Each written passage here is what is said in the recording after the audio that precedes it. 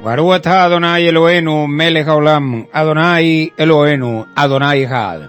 Muy buenos días, mis amados leones y leonas de Rema y remanentes. Sean todas y todos bienvenidos una vez más a este altar, a este púlpito de predicación de la Sagrada Torah Emet. Es un honor estar nuevamente con todos ustedes. Quien les habla, su amigo, su hermano, su servidor, el Roe Jofre Granadillo, el profeta Boanerges Ben Yosef. Les bendigo en el nombre y la sangre de nuestro amado Ribi, Yahshua HaMashiach Ben David. Gran privilegio poder estar nuevamente con todos ustedes, mis amados hermanos, para continuar adelante con esta enseñanza, destruyendo a Roma. Estamos haciendo un trabajo en equipo, estamos demostrando pues, por orden de nuestro Padre, que este humilde siervo inútil que les está hablando no está solo. No es un hombre con unas mujeres y unos niños que van por ahí, por un desierto, solos, abandonados, no. Hay un ejército de miles y miles y miles de personas que, aunque nosotros no podamos verlo, de momento está ahí, se está levantando, está formándose. Hay líderes en este campamento que cuando mi Padre los saque al aire, cuando mi Padre los exponga delante de todos, ustedes se darán cuenta que rugen más duro que este que les está hablando. Así que si alguien pensaba que Rema solamente era un hombre con su esposa y sus hijos, se equivocó. Conversábamos con los hermanos de la casa Rema Charallave Norte, en el estado Miranda. Me dice que ya son más de 80 personas y que todo ese sector llamado Charallave Norte está siendo impactado de una manera brutal por esta enseñanza, por esta palabra que está haciendo libre a muchas personas. Comentaba el hermano que están a nivel de niños, jóvenes y adultos, incluso adultos mayores, cada día crece y crece más. Estoy poniendo un ejemplo de una casa Rema, pero dentro de pocos días serán millones de casas a nivel nacional e internacional. Son lugares donde se va a predicar la Torah. Son lugares donde en familia se reúnen en Shabbat y estudian la Parashat y conversan acerca de la palabra, comparten el pan y el vino. Y allí están los hijos de la casa de Israel. Esto no lo para nadie, amado. El tema de que usted no lo vea, el tema de que usted diga, no, pero es que no tienen ni templo. Mi amado, nuestro templo momentáneamente es Benei Shalem y dentro de pocos días será todo el continente. Mientras allá en el Medio Oriente se preparan para el comienzo de la Tercera Guerra Mundial, aquí están jugando a la guerrita, aquí están jugando al Cristo, aquí están jugando todavía con la teología y los teologúmenos romanos. Todo tiene su tiempo, mis amados, pero la palabra profética está en pleno desarrollo y todo lo que está dicho ahí por parte de Hashem se va a cumplir. Tarde que temprano usted se dará cuenta que todo lo que está haciendo es en vano. Llámese gobierno, llámese oposición, llámese iglesia cristiana, católica, evangélica, como se llame, todo lo que están haciendo es completamente en vano. Y Destroyer seguirá haciendo su trabajo, porque para eso fue enviado. Vamos a retomar la enseñanza, mis amados hermanos, y a comenzar a desgranar un poco acerca de la respuesta a esta pregunta que les dejé ayer. ¿Por qué murió Yahshua Ben Yosef? ¿Por qué lo asesinaron de esa manera?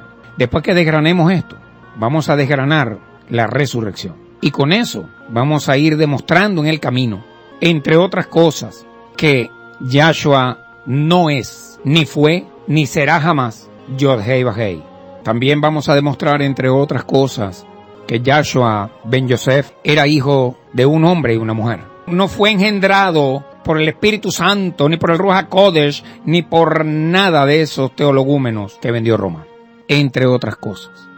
Fue durante la fiesta de Pesaj del año 30 de nuestra era que nuestro amado maestro, nuestro amado y justo Ribi, Salvador y Redentor de Israel y de toda la humanidad, nuestro amado y justo Mashiach, Yahshua Ben Yosef, fue sacrificado y murió en una fiesta de Pesaj. La pregunta que todavía mucha gente en todo el planeta se hace es, ¿por qué murió Yahshua Ben Yosef?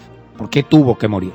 Para contestar esta pregunta, mis amados hermanos, no vamos a tomar como evidencia el mal llamado Nuevo Testamento, porque no podemos poner como evidencia a la evidencia misma, sino que voy a tomar en cuenta algunos testigos, y no precisamente de la historia bíblica, sino de la historiografía, para demostrar que Yahshua ben Yosef, escúchenme bien, líderes de Roma, para demostrar que Yahshua ben Yosef no es un mito, ni es una leyenda, ni es un personaje ficticio, ni es un personaje creado por Israel. No es un superhéroe fabricado como lo es Jesús de Nazaret. No, es un personaje histórico que verdaderamente existió, que verdaderamente dejó un registro en la tierra de los vivientes. Repito, como Yahshua ben Yosef, y que este hombre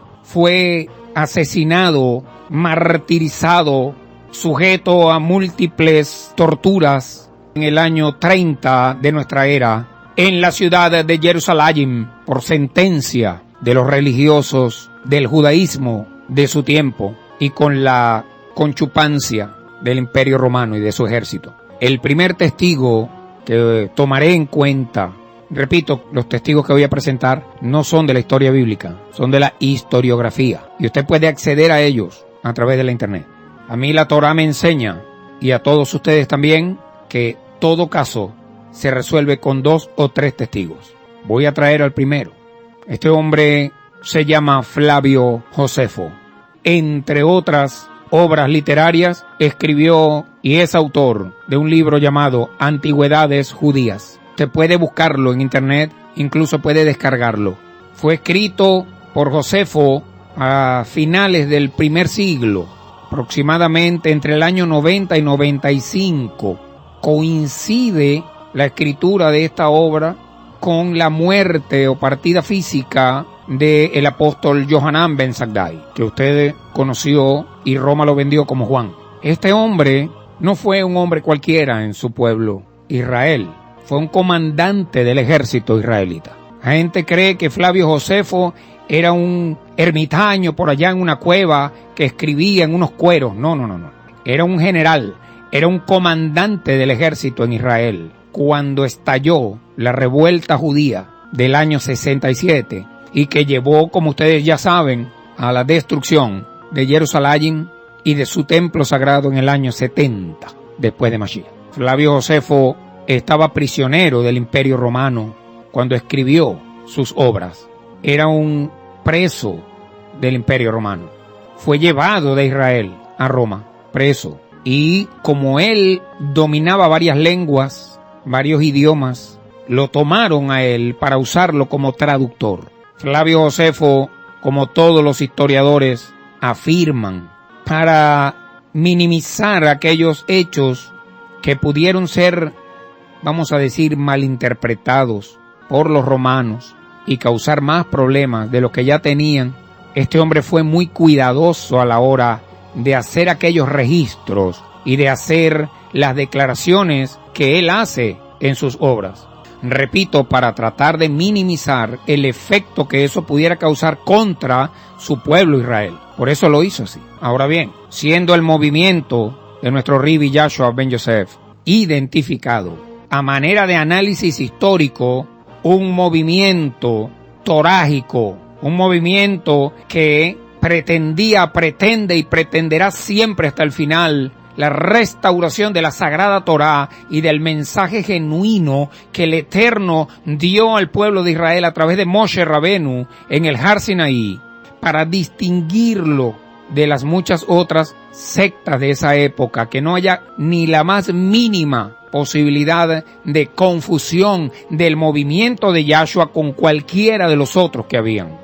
El movimiento de nuestro maestro Yahshua Mashiach, el movimiento de esa yeshiva, de esa escuela, de esa congregación, de ese movimiento, de esa comunidad a la cual nosotros pertenecemos hoy en día y que está siendo levantada y restaurada hoy en día. Ese movimiento, al igual que hoy en día, era y representaba una verdadera y seria amenaza para la estabilidad del Imperio Romano. Y esto es muy importante que usted lo entienda, mi amado hermano, mi amada hermana. La peor amenaza que tiene en este momento el Imperio Romano somos nosotros. Pero no por el profeta Boanerges, ni por Rema y Remanente, sino por Yahshua HaMashiach Ben David. Hoy en día, debido a los efectos del cristianismo histórico, las religiones y los procesos religiosos que se dieron en el mundo a partir del segundo siglo, la gente tiene la tendencia de ver a Yahshua como una figura religiosa. De eso se encargó Roma cuando crean ese personaje llamado Jesús de Nazaret. Pero lo venden a Yahshua desfigurado, desjudaizado, completamente, vamos a decir, secuestrado. Esconden al verdadero, sacan la copia para vender a Yahshua como una persona, como un hombre que no amenazaba a nadie, tipo Gandhi, un pacifista, un pacificador, un tonto que salió y todo es paz y amor, paz y amor, paz y amor. Que todo el mundo se amara, que no había problema mientras fueran buenitos todos, lindos, ámense mis hermanitos queridos, y bueno, un pacifista, un Gandhi cualquiera.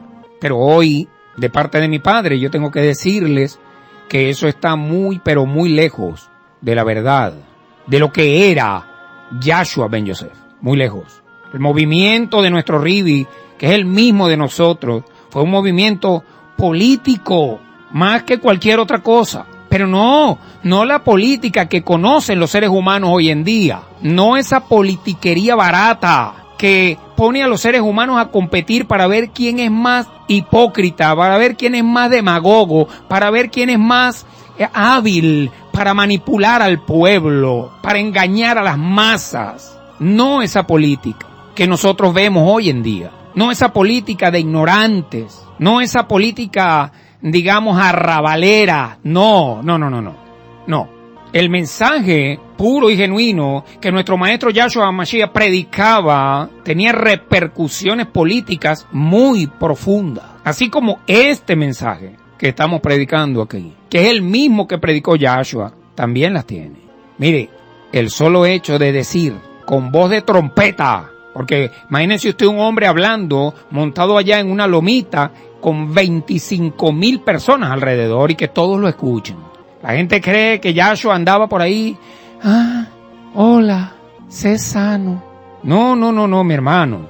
Nuestro maestro era un shofar. Por eso cuando alguien dice que a mí no me gusta ese ese profeta porque ese hombre pega mucho grito y habla muy duro. Bueno, hermano, que usted anda detrás de Jesús de Nazaret. Usted no tiene ni idea cómo predicaba Yahshua, la potencia que tenía. Porque no era él, al igual que no soy yo, el que estaba hablando. Era el Ruach HaKodesh por la boca de él. Pero solamente el hecho de decirle a la gente, de gritar a los cuatro vientos, sabiendo que el Imperio Romano tenía tomado a Israel en ese momento, decirle a la gente, arrepiéntanse porque el reino de Hashem, el reino de Yehova se ha acercado, te dice a ti las tremendas implicaciones políticas que tenían las palabras de Yahshua. Porque en un tiempo, cuando Israel estaba bajo el dominio de la bota del Imperio Romano y el rey era el César, que alguien viniera a decir por todas las calles, por todo el medio de la calle, que el tiempo ha llegado para que el reino del eterno Yehova sea establecido, eso implicaba que había llegado el tiempo para que el César desapareciera y para que el Imperio Romano fuese echado de la tierra de Israel. Cuando tú no entiendes esto, entonces tú eres capaz de creer que el ministerio de Yahshua duró 3 años y medio. ¿Tú crees que el Imperio Romano y los religiosos del templo iban a aguantar esta pela 3 años y medio? Jamás y nunca en la vida. Jamás. Pero si tú no sabes esto y no entiendes esto y no se te revela esto y tú sigues viendo a Yahshua como Jesucristo, tú vas a creer que no, 3 años y medio. ¿Quiere que le diga algo? Cuando Yahshua, antes de ascender al trono que nuestro Padre le tenía preparado, le dijo a los muchachos, vayan ustedes. No los mandó a las naciones, como dice Reina Valera en Mateo 28:19. ¿Qué dice el cristianismo, pues? Para no achacarle nada más a los monjes católicos Reina y Valera la culpa. ¿Qué dice? No tengo la Biblia Reina Valera a la mano, pero más o menos dice que vayan ustedes por todas las naciones haciendo discípulos y bautizándolos en el nombre del Padre, del Hijo y del Espíritu Santo. Palabras más, palabras menos. Pero estamos hablando de un teologúmeno, porque nuestro Ribi jamás dijo eso. Lo que dice el escrito de Matillá en hebreo, en ese verso que a usted le aparece ahí en el capítulo 28, verso 19, lo que dijo nuestro maestro a los muchachos fue: vayan ustedes, más nada, no aparece más nada. Todo lo demás se lo agregó Roma, y no los mandó para las naciones, lo mandó para las ciudades de Israel, a las cuales a él no le dio tiempo de ir. ¿O es que usted cree que las ciudades que conformaban a Israel eran nada más Capernaum, Belén y la Galilea? No, mi hermano. Hubo muchos pueblos, caseríos, donde él no le dio tiempo de ir. Primero, porque su ministerio fue muy corto, y segundo, porque no andaban, hermano, ellos no tenían camellos, no andaban en carro, ellos no tenían aviones, ellos no tenían nada, ellos andaban a pie. ¿Sí me entiende? Entonces, a pesar de todos los peligros que significaba mencionar o destacar, digamos, la figura de Yahshua ben Yosef y su movimiento, eso representaba un alto riesgo para Flavio Josefo. Sin embargo, este historiador judío menciona 2 veces el nacimiento, la muerte y la resurrección de Yahshua ben Yosef. Algo que para los romanos era temido y de paso era detestable. Pero él, Flavio Josefo, menciona 2 veces este tema. La primera cita que aparece en ese libro, repito, llamado Antigüedades Judías, de Flavio Josefo, la primera cita sobre la vida y obra de Yahshua HaMashiach, la encontramos en el libro 18, capítulo 63, verso 64. Dice: Yahshua, habiendo sido acusado por los líderes judeanos, quiere decir, por los líderes del judaísmo, fue condenado a la estaca por Pilatos. Allí hay una tremenda evidencia. Estoy hablando 100 años después de estos hechos. 100 años después escribió Flavio Josefo esto. Ahí hay una tremenda evidencia, por lo menos del juicio y de la sentencia condenatoria contra la persona de Yahshua ben Yosef. La segunda cita aparece en el libro 20, capítulo 9, verso 1, donde dice Flavio Josefo, escribe: Ananías era un saduceo sin alma. Convocó astutamente al Sanedrín en el momento propicio. El procurador Festo había fallecido. Albino todavía no había tomado posesión. Hizo que el Sanedrín juzgase a Jacob, el hermano de Yahshua, apodado el Mashiach, y algunos otros. Fíjense eso.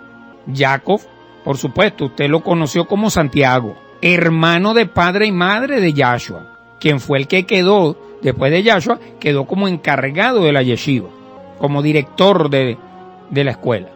Entonces, ¿qué hizo este hombre? Ananías, que dice Flavio Josefo que no tenía, era un saduceo sin alma. El hombre los acusó de haber transgredido la Sagrada Torá, pero evidentemente no era que estaban transgrediendo la Torá, estaban transgrediendo la ley judía. No querían sujetarse a lo que decían los rabinos y los entregó para que fueran aprendidos. Lo interesante es que, aunque está hablando de Ananías, menciona a Yahshua ben Yosef en la cita.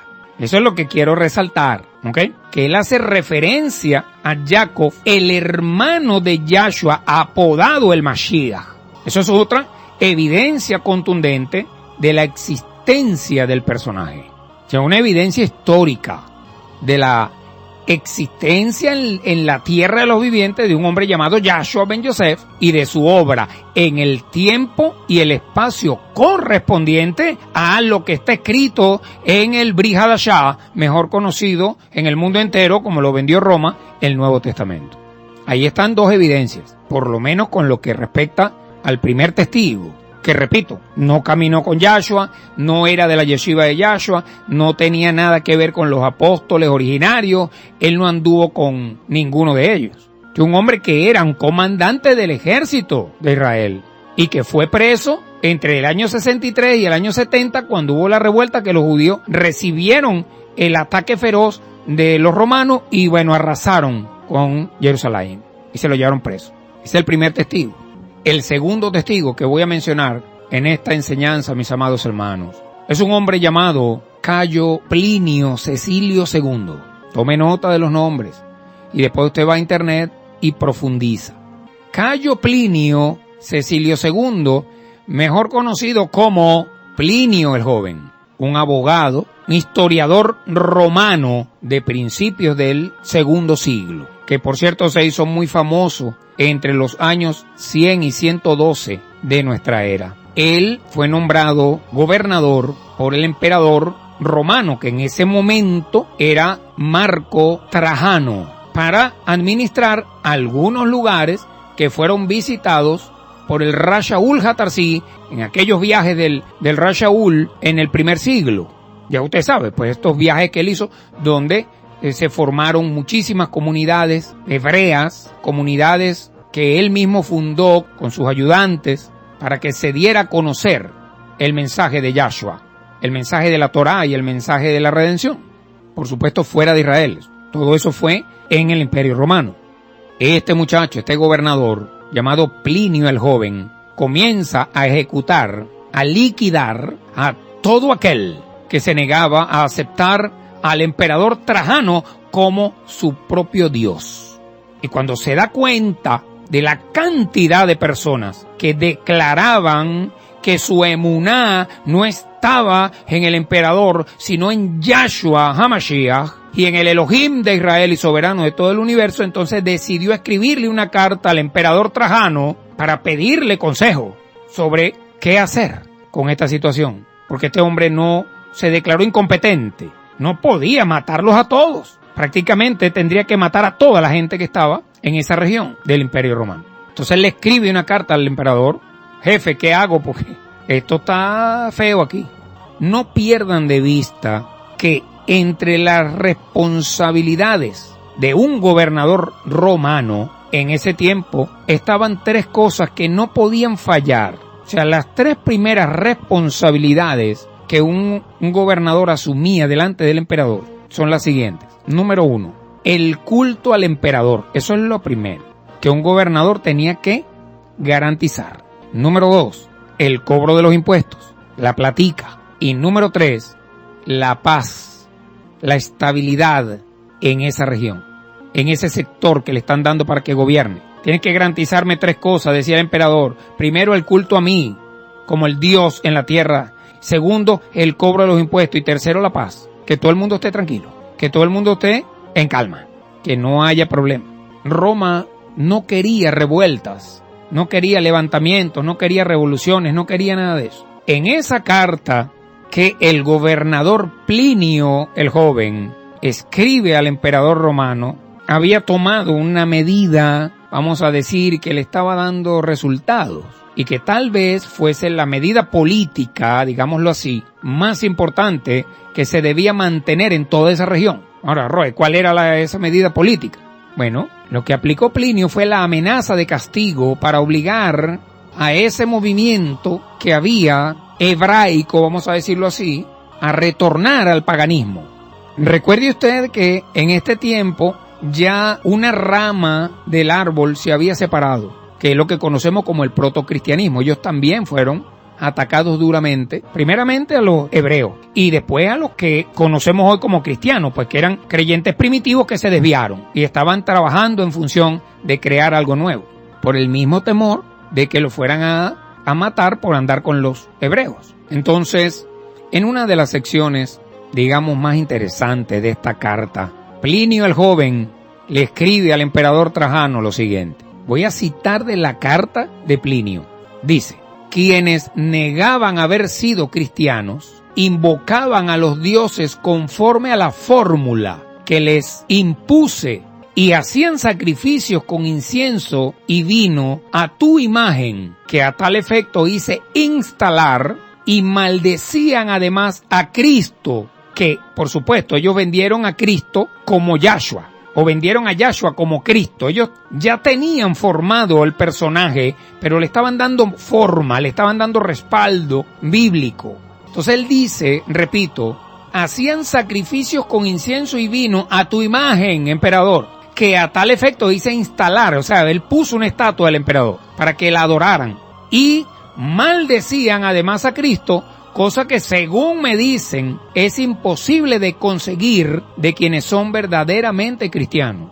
Consideré que debían ser puestos en libertad. No está hablando de hebreos, no está hablando de Yahshua, no está hablando de seguidores de la Sagrada Torá, no, está hablando de una rama que era lo que conocemos nosotros hoy como cristianismo, pero ellos maldecían a Cristo y hacían sacrificios con incienso y vino a la imagen del emperador. ¿Para qué? Para lograr que los dejaran libres. ¿Qué más dice la carta, Roy? Dice, otros cuyos nombres me habían sido denunciados, dijeron ser cristianos, pero poco después lo negaron. Lo habían sido, pero después habían dejado de serlo. Algunos al pasar 3 años, otros más, otros incluso tras 20 años. Por esto debe ser que dicen que el que se mete evangélico se sale. Dice, también todos han adorado tu imagen y las estatuas de nuestros dioses y han maldecido a Cristo. Y por otro lado, ellos afirman que toda su culpa o error había consistido en la costumbre de reunirse un día fijo antes de salir el sol y cantar coros sucesivos o un himno al Mashiach. Aquí no se nombra el nombre de Yahshua, es verdad, pero se enfatiza la existencia de un Mashiach, que por supuesto, cuando habla de Cristo, repito, era el nombre con el que ellos presentaban a Yahshua, HaMashiach. Presentarlo con el nombre de Yahshua HaMashiach era un suicidio. Por eso lo dejan libre. Ellos maldicen a el Cristo. Se manifiestan como que fueron engañados, como que, nos tenían hipnotizados con ese mensaje y nosotros nos desviamos, pero no, nosotros estamos dispuestos a seguir adorando al emperador y estamos dispuestos a seguir adorando a los dioses del Olimpo. Y el gobernador dice que él decidió dejarlos libres. Entonces, este énfasis que hace aquí esta carta de Plinio de la existencia de un personaje llamado Cristo representa otra evidencia histórica, porque sabemos hoy en día que ellos desjudaizaron a Yahshua y lo estaban vendiendo como Jesús de Nazaret, el Cristo. Pero cuando se refieren a ese personaje, nosotros sabemos que no es Jesús, que no es el Cristo, es Yahshua Mashiach. Es una evidencia histórica de la existencia de nuestro justo llamado Mashiach, Yahshua ben David. Voy a traer un tercer testigo para cumplir con lo que dice la Sagrada Torá. Con 2 o 3 testigos se resuelve cualquier caso. ¿Cómo se llama este testigo, Roe? Tácito. Así se llama, Tácito. Tácito es un historiador romano de los años 114 al 116 aproximadamente de esta era. Se llamaba Cornelio, por cierto. Cornelio Tácito. Él escribió una obra llamada Anales. Anótala para que también la busques por internet. En esa obra, en ese libro, en el capítulo 15, verso 44, dice lo siguiente. Tiene que tener claro, mi amado hermano, que en esta época ya habían desjudaizado a Yahshua, o estaban en pleno proceso. Ellos no vendían para nada a un personaje llamado Yahshua HaMashiach, porque eso sería inmediatamente la muerte. Ellos vendían a Jesús de Nazaret, el Cristo, personaje greco-romano que viene con una historia tremendamente impresionante y con eso era que estaban captando adeptos. Mire lo que dice, capítulo 15, verso 44 del libro Anales de Cornelio Tácito. Cito, Cristo en los días de Tiberius fue ajusticiado por Poncio Pilatos. Tiberius era el emperador romano en la época que Yahshua Mashiach estaba en la tierra de los vivientes caminando. Tiberius César. Y este hombre, repito, en el año 114 al 116, escribe en ese libro esa palabra. Dice, Cristo, refiriéndose a Yahshua, que en los días de Tiberius César fue ajusticiado por Poncio Pilato. Aquí tenemos otra evidencia de la existencia y de la muerte de Yahshua ben Yosef. Dice la Sagrada Torá, repito esto, amado, que en boca de 2 o 3 testigos se resuelve todo caso, todo asunto. Hasta ahora les he presentado 3. Flavio Josefo, Plinio el Joven y Cornelio Tácito. Hay muchos otros, créanme, hay muchos otros. Del caso de Luciano, por ejemplo, Luciano de Samosata, un escritor sirio del siglo XV, aproximadamente. Siglo XV, Luciano de Samosata, escríbelo también, guárdalo por ahí para que lo busque. Las menciones que tenemos de Yahshua, escúchame bien, en la Mishnah, en el Talmud, esto es tremendo, mi viejo, pero no voy a traer esas, voy a mencionar estas tres como evidencia mínima necesaria para afirmar estas dos cosas. Número uno, la existencia real e histórica de un hombre llamado Yahshua ben Yosef en la tierra de Israel. Y número dos, el hecho que fue sentenciado a muerte por orden expresa de los religiosos del judaísmo del templo en su época, en asociación con el ejército romano. Aplicaron una presión pública del liderazgo religioso del tiempo, del liderazgo del judaísmo del tiempo de Yahshua, contra Yahshua, delante de Poncio Pilato, que era el gobernador de Judea en esa época. De manera que si alguien viene a cuestionar la existencia real, histórica, verdadera, y a cuestionar la muerte de este hombre llamado Yahshua ben Yosef, usted tiene las evidencias históricas necesarias para contrarrestar esa tesis. Me estoy refiriendo a los romanos y a los judíos, que hay judíos que dicen que no, que el cuerpo se lo llevaron y lo escondieron, para después decir que había resucitado. Por eso lo vamos a ver aquí y lo vamos a desgranar. Que si los hermanos romanos cristianos tienen que salir de Roma, pues los hermanos judíos del judaísmo también tienen que salir de Babilonia, hermano. Tienen que salir. Ahora, es importante tomar en cuenta que todos los masoretas, todos los escritores de esos rollos, de esos escritos, digámoslo así, que usted conoce como evangelios, que fueron los custodios de esas escrituras y de esas, digamos, esas evidencias históricas, coinciden en el hecho de que todos los discípulos, los talmidim de Yahshua ben Yosef, estaban en contra de su muerte, porque sabían que un Mashiach o un candidato a Mashiach muerto no tiene validez mesiánica. Por eso es que usted ve, por ignorancia, usted escucha a un apóstol que dice que Kefa, por ejemplo, ellos lo llamaron Pietro o Pedro, le dice al maestro, no maestro, usted no le puede pasar eso, usted no se puede morir, porque ¿quién le va a mandar el cheque a mi suegra si ya yo no trabajo? Pero eso es un indocto romano cristiano que tiene un show montado delante de un gentío ahí, o lo tenía, pues ya no lo puede hacer. Pero la verdad verdadera es que la mortificación de Kefa era que él sabía que si se moría antes de completar la misión, quedaría como un falso Mashiach. Pero esa desconfianza y ese temor fue lo que movió a nuestro maestro a decirle, apártate de mí, hija Satán, me eres tropiezo, apártate. Pero todos sabían eso, todos lo sabían, por eso estaban en contra de su muerte. Entonces cuando llegaron con Yahshua a Jerusalén, aquella tarde, ocultándose el sol en Shabbat, él no llegó un domingo, él llegó en Shabbat, terminando el Shabbat. Cuando llegaron a Jerusalén, lo menos que ellos tenían en su mente era la muerte del Ribi.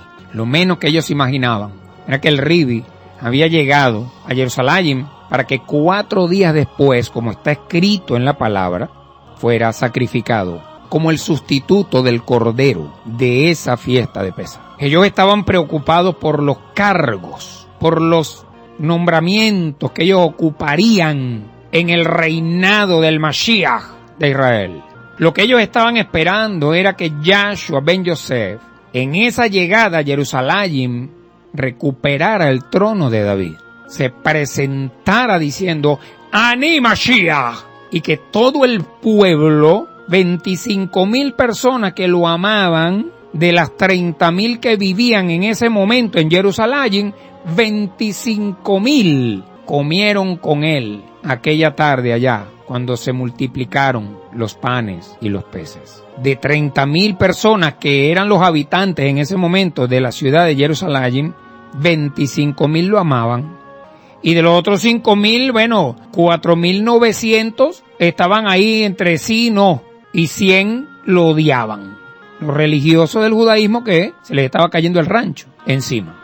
Pero esto era lo que los muchachos estaban esperando. Ellos no estaban preocupados porque, ¿qué va a pasar con nuestro maestro Yahshua cuando lleguemos a Jerusalén? No. Ellos iban pensando ya, mira, ¿qué vas a hacer? Tú vas a ser ministro de finanzas. Ah, no, a mí me meten de educación. No, a mí me ponen, tú sabes, de encargado del templo. Ah, bueno, ¿tú qué quieres? No, yo me voy a... Ellos estaban, era cuadrando. ¿Cómo se iban a montar ellos? Jamás se imaginaron que su amado maestro, que el Ribi, había llegado a Jerusalén para ser sacrificado. A pesar de que ya el maestro se los había anunciado. La preocupación de los discípulos, y esto está escrito en el Código Real. Esto no es que a mí se me ocurrió, esto está escrito ahí, en el Brit Hadashah. La preocupación de ellos era quién se sentará a la derecha y quién se sentará a la izquierda del rey. Ahora piensen en esto, mis amados hermanos, ya para ir cerrando. Los discípulos le están anunciando a sus compatriotas que Yahshua ben Yosef es el Mashiach, que ellos tanto están esperando. Ellos están anunciando, mira, este es el Mashiach, vale, porque todo lo que él hace solamente puede hacerlo el ungido del Eterno, o sea, el Mashiach. Está resucitando muertos, está sanando leprosos, los sordos oyen. O sea, ¿quién tiene dominio aquí sobre el Ruach de la sordera? Nadie, ni Sholomó. Nadie tuvo nunca dominio sobre un demonio de sordera. ¿Por qué? Muy sencillo, porque un demonio de sordera no oye. Entonces, cuando tú le ordenas que se vaya, él no te oye. ¿Cómo se va? Sin embargo, Yahshua sí pudo hacerlo. Y ellos le anunciaban a todos eso. Aquí está el que viene a salvar a Israel. Aquí está el que viene a implantar el reino del Eterno en la tierra de los vivientes. Aquí está el que viene a establecer el reino de paz en todo el mundo y acabar con la idolatría. Aquí está el que le va a cortar la luz y el agua a Roma. Y anunciándoles que muy pronto la monarquía, el trono del rey David será restaurada. Diciéndole a todos, vienen días de gloria para este país. Y de repente, de un día para otro, lo ven muerto, guindado en una estaca, en un madero, colgado ahí, como un criminal, desfigurado, físicamente destruido. Y repito, Yahshua se los dijo, y no una, varias veces, se los dijo clarito, no lo entendían. Creían que era un juego de palabras, creían que era una parábola. La última vez que se lo dijo, esta noche, ustedes van a experimentar una terrible decepción conmigo. Ay, ay, ay. Pero no lo entendieron. Lo que más me asombra es que aún hoy en día, la mayoría de nosotros sigue sin entenderlo en su totalidad. Eso es lo que más me asombra. Casi 2000 años después. ¿A usted no le asombra eso? Pues a mí sí. La realidad fue que la muerte de Yahshua fue una vergüenza para todos sus discípulos. Hasta que tú no entiendas esto, amado hermano, amada hermana, no vas a comprender realmente qué fue lo que pasó aquí. La muerte de su maestro fue un fiasco.